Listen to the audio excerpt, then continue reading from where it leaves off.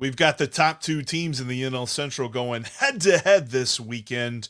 It's a battle between the Brewers and the Reds, and we've got a crossover to preview all of it right now. Hello, my name is Jeff Carr, alongside my co-host Steve Offenbaker and Chuck Freeman from Locked On Brewers. We are here to get you set for this series between the two top teams in the division. I want to thank you for making Locked On Reds and Locked On Brewers part of your day. We are part of the Locked On Podcast Network, your team every single day. And on this crossover preview episode, we are going to talk about exactly what makes this series so pivotal. The fact that it's June and we're talking about pivotal, crucial. These words might seem hyperbolic, but it's not. We'll tell you why.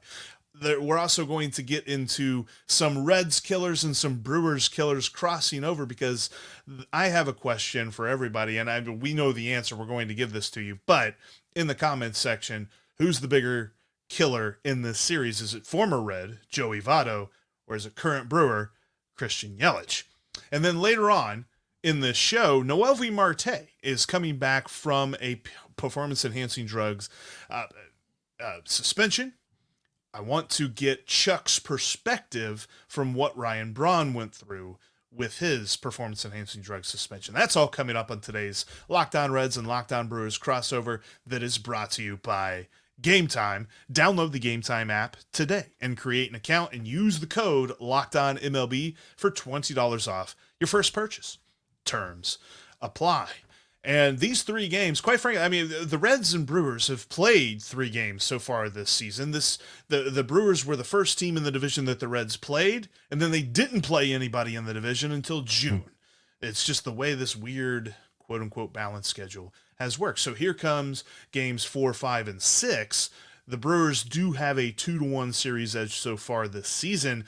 Chuck, what's going on? Let's start with this, because I think from an outside perspective, people watching the Brewers are looking at this and saying, dude, this looks like smoke and mirrors stuff. What is going on up in Milwaukee?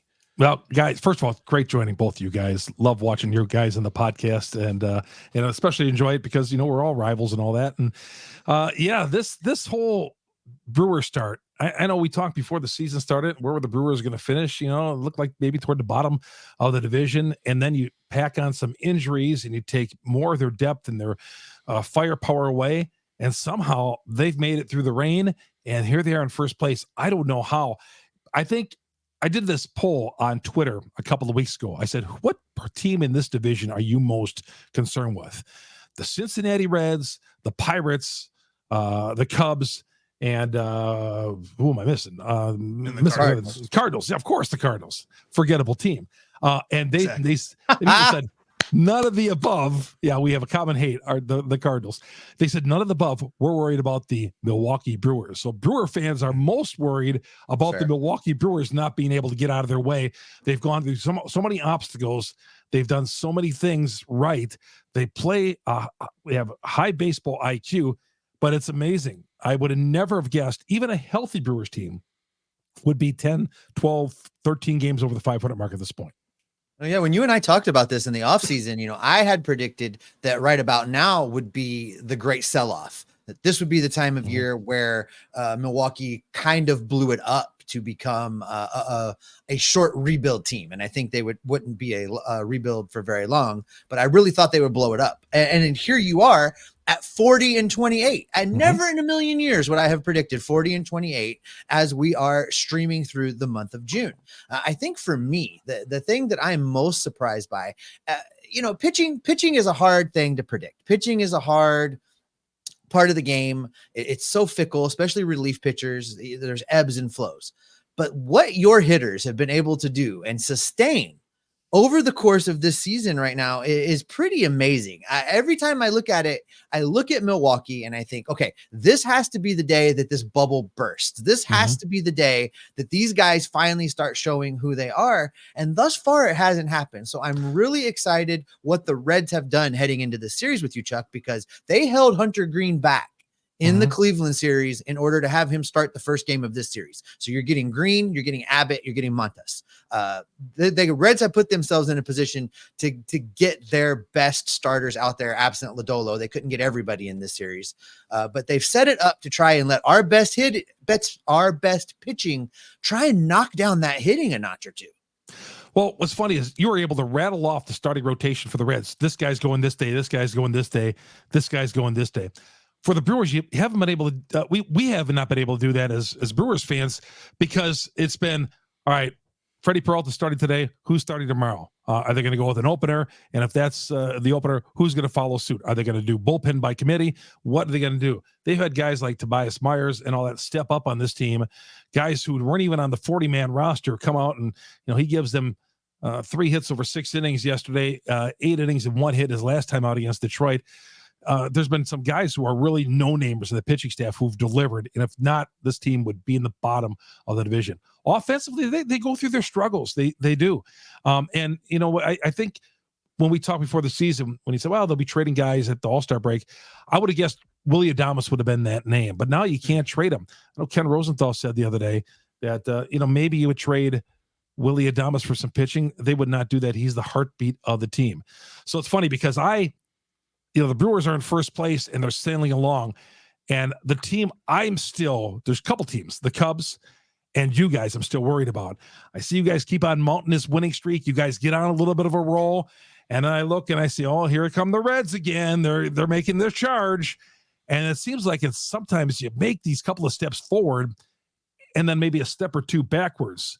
I'm waiting for you guys to make that huge charge at our team.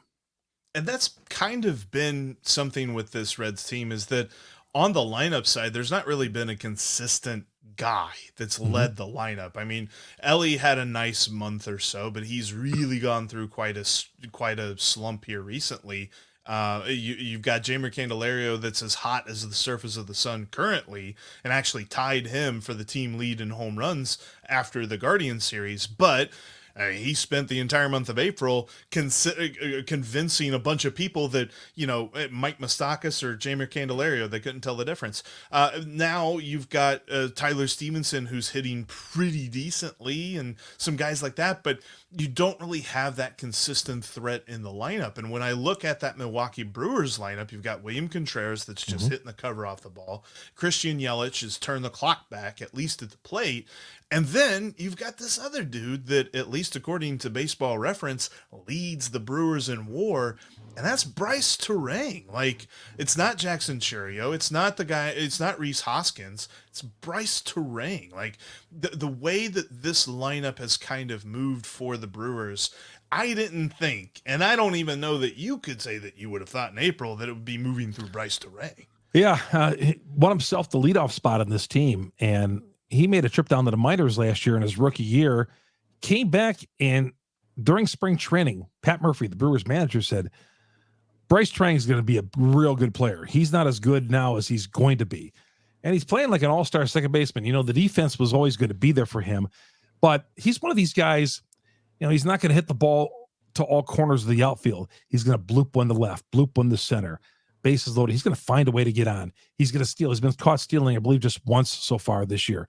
So he's going to do all these little things. He's a smart player. Guys, the Brewers are made up. They're not the most talented team in baseball. Certainly not. When you see them where they're in the power rankings, top 10, certainly they're not the top 10 talented teams. They just do a lot of things right.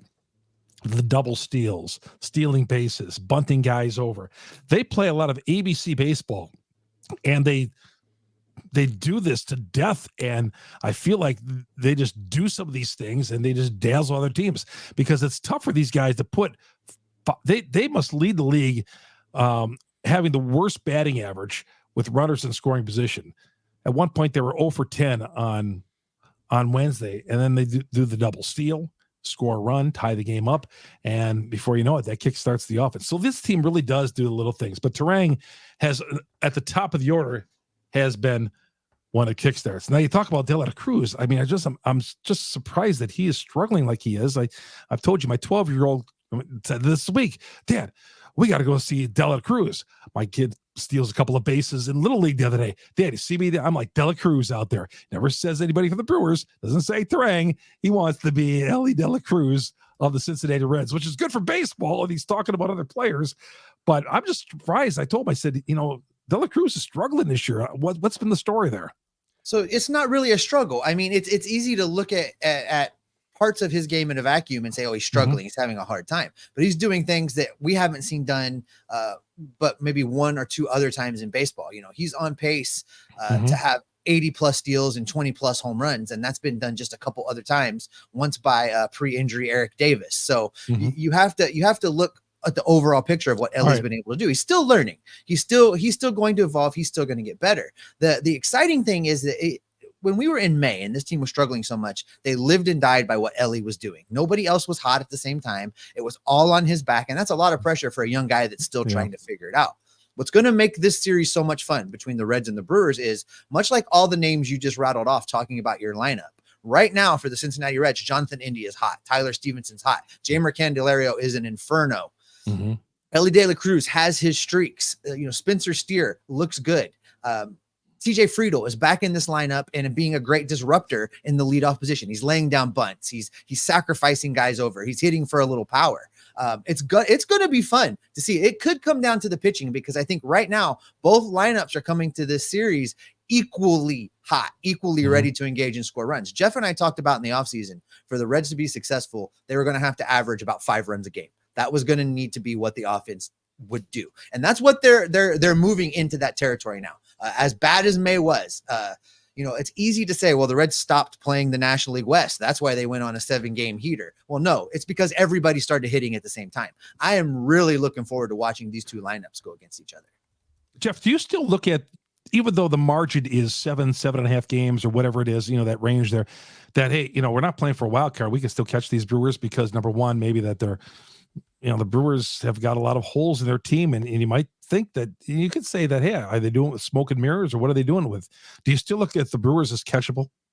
I think so. And I think it's a lot to do with the fact that the Reds haven't been completely healthy yet. And whenever they get when they get healthy again, now the interesting thing is going to be, how healthy can they get? Are they losing CES for the rest of the year? There's reported ligament damage in his wrist now. Are they going to get Matt McLain back at any point? We've heard he could be back in August, but I also tend to go a lot more conservative than what the team is telling me, because the team tells me something, and then we find out that is just far and away the most aggressive timeline that anybody has ever thought of. So maybe they get Matt McLain back, but that's kind of hard for me to say at this point.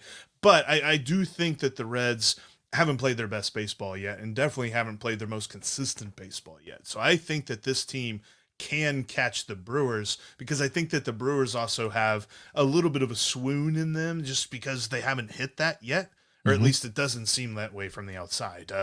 I think there's definitely an opportunity here, and that is really why I kind of bring it all together and I say this series is so pivotal, because there's less less games between these two teams. So if the Reds are going to come back, they really need to win at least 2 out of 3 in this series.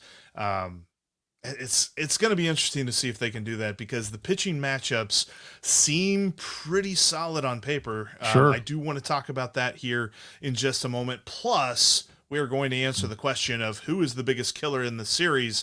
Is it former Red Joey Votto, or is it current Brewer Christian Yelich? That is coming up next.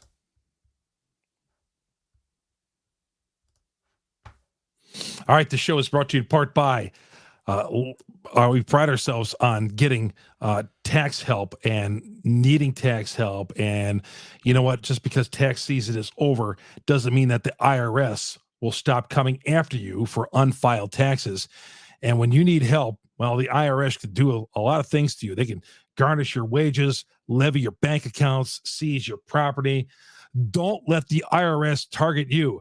Let the licensed professionals and tax experts at Tax Network USA go to bat for you. Tax Network USA, they will go to bat for you every time. Over 14 years of experience. They get an A+ rating from the Better Business Bureau. Tax Network USA, save clients over $1 billion in tax debt. They're there for you. Hey, I know A lot of people out there, they struggle tax time. It's coming up here on June 15th. Got to pay those quarterly taxes and all that. Some of us can't do it. I get that. We all get that. Whether you owe taxes, you got complicated matters that require tax planning. They're there to help you. Let's say you hit on a parlay. You finally hit on that parlay. Well, you need the help correctly filing for that big winnings. Give them a call. 1-800-549-1000. 1-800-549-1000. TNUSA.com/lockedon. Of course, you see the link that right there if you're watching this on YouTube. But by all means, whether you're watching Locked On Reds, Locked On Brewers, you great fans out there, hit them up, the tax experts at Tax Network USA, and let them go to bat for you.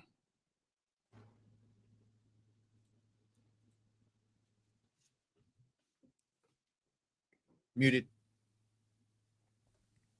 You have got to check out Locked On Sports Today 24/7. It is a free streaming channel going 24/7, giving you the biggest stories in all of sports from the local hosts of Locked On like Chuck, Steve, and myself, and our national hosts that cover every league. Locked On Sports Today 24/7 is on YouTube and on the free Amazon Fire TV channels app, part of the Locked On Podcast Network, your team every single day. And speaking of every single day, shout out to our everydayers for both Locked On Reds and Locked On Brewers. Thanks for making us part of your day as always. If you're not an everydayer, we encourage you. Follow Locked On Reds and Locked On Brewers on your favorite podcasting apps, and including on YouTube here. If you're watching on YouTube, thanks so much. Make sure you drop that in the comment section and let us know anything. Let us know your thoughts on this series. Let us know who you think the bigger killer is between Joey Votto and Christian Yelich. Before we answer that question, though, Chuck, I wanted to kind of break down these pitching matchups just quickly because, like we mentioned, it's Green, Abbott, and Montes, and then we've got Freddie Peralta on Friday night, Bryce Wilson on Saturday night, and Colin Ray on Sunday. When you look at these matchups, because Colin Ray has pitched very well, Bryce Wilson has pitched very well, although I think his most recent start wasn't as good as it has been the rest of the season. And then Freddie Peralta's Freddie Peralta. He's been doing this for a little while now. How do you kind of grade these matchups? Well, I mean, the pitching has just been so good. It's hard to bet against the Brewers. And with the start with Bryce Wilson, they may use an opener in there. They've done that with Bryce Wilson. Have an opener for a couple of innings. Jared Koenig comes in, and then Wilson goes the rest of the route, 5 or 6 innings. But, I mean, I like the Brewers pitching. I really do. I know, Steve, we were talking about the offense a little while ago, but the Brewer pitching, I mean, Freddie has been really good. He's struggled in a few starts. He is not a true number one starter. He is on this team, but he is not. He's an ace by default, but he's got ace capabilities. But when he goes to the mound, I don't look at, Freddie's out there, our number one pitcher. Let's go. Like I would do in the past for Woodruff or Corbin Burns or someone like that. Colin Ray has been an unbelievable story.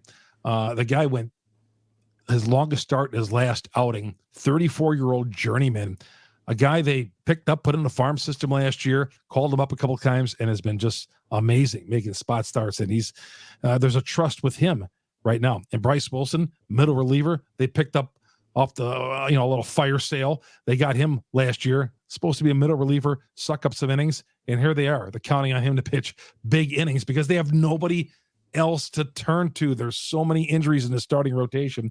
4 guys, preferred starters on the injured list.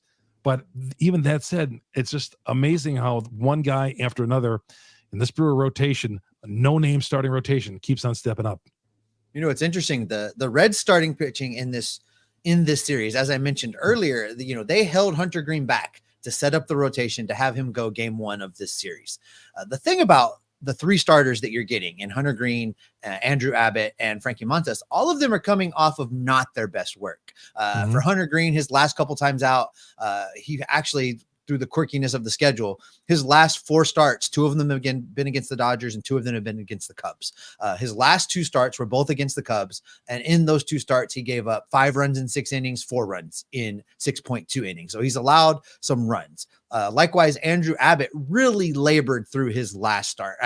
He kept the Reds in the game, but he did not have his best stuff. He did not have his command. And then Frankie Montas, you never know which Frankie is going to show up. Is it the Frankie that goes goes into Coors Field in Colorado and gives you 7 innings with 9 strikeouts and only allows 1 hit? Or is it the guy that gives up 6 runs through 4 innings of work? So for all 3 of these Red starters, they have something to prove this time around. And I kind of like how that's lining up, because all of them are probably going to be coming out with an extra little chip on their shoulder, trying to prove that what's been going on over their last couple starts has been an aberration. And I'm looking forward to see what they're able to do with this Brewers lineup that we were talking about earlier.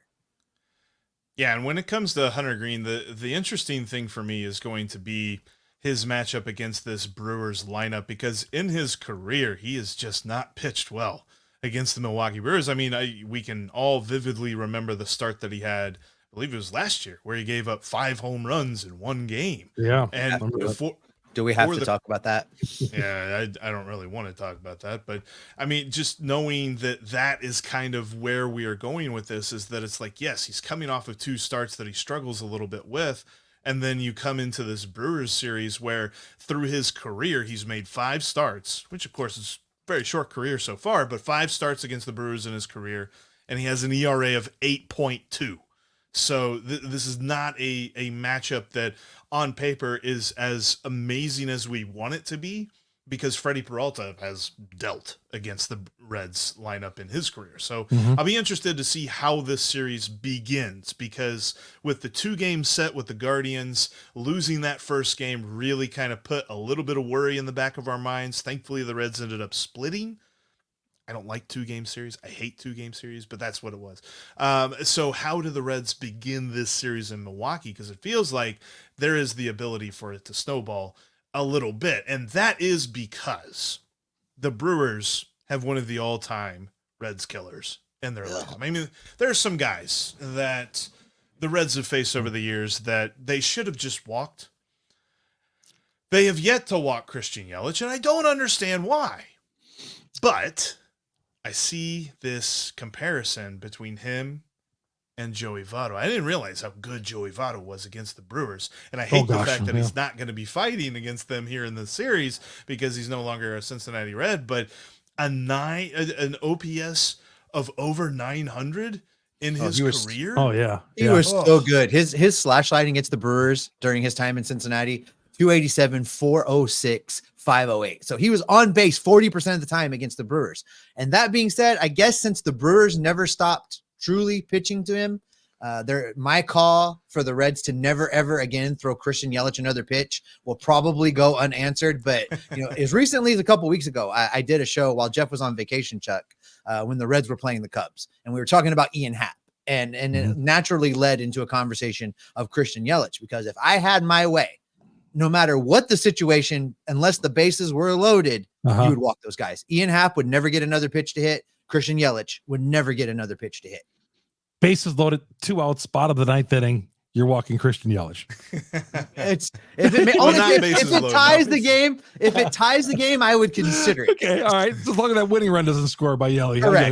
Correct. Yeah. And Votto, Jeff and I were talking before the season. I said, boy, I'd love to have Votto with the Milwaukee Brewers. Because number one, take him off your team, and I don't care how old he was still the man. Always struck fear in my heart. And then we got Rhys Hoskins, and I forgot that Joey Votto even existed. So it's always good with that. But yeah, Yelich just bounced back and had a great season. It looked like his career was trending in the wrong direction. The Brewers have got him to a big contract, but yeah, and it's been talked about here on Brewers broadcasts as well. And it'll be talked about this weekend with the way Yelich hits. I'll tell you, the guy, and you were talking about, Steve, before that he was struggling, or he wasn't struggling. And I see he's got a 228 average, Elly De La Cruz.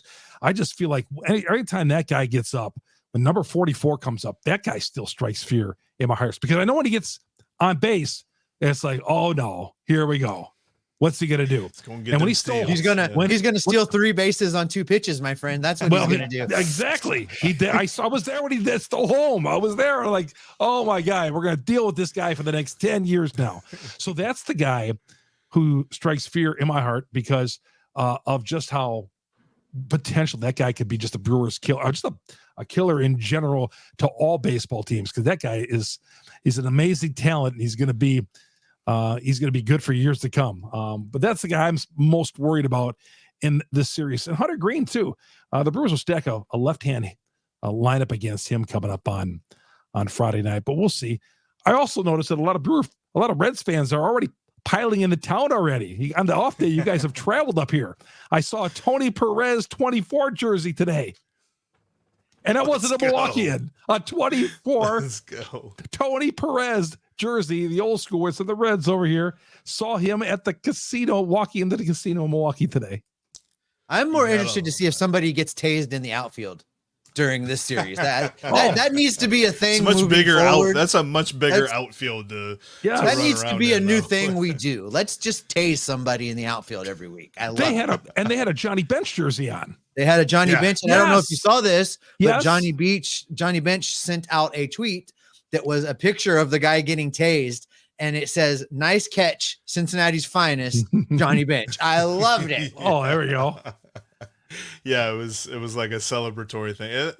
That was such a funny moment, but no, it's going to be very interesting to see how this series plays out. But coming up next, I want to talk about the impending return. We're like 2 weeks away from the return of Noelvi Marte from his performance-enhancing drug suspension, and I know that Brewers fans went through this with Ryan Braun. Kind of want to get a little bit of a crossover on that coming up next. And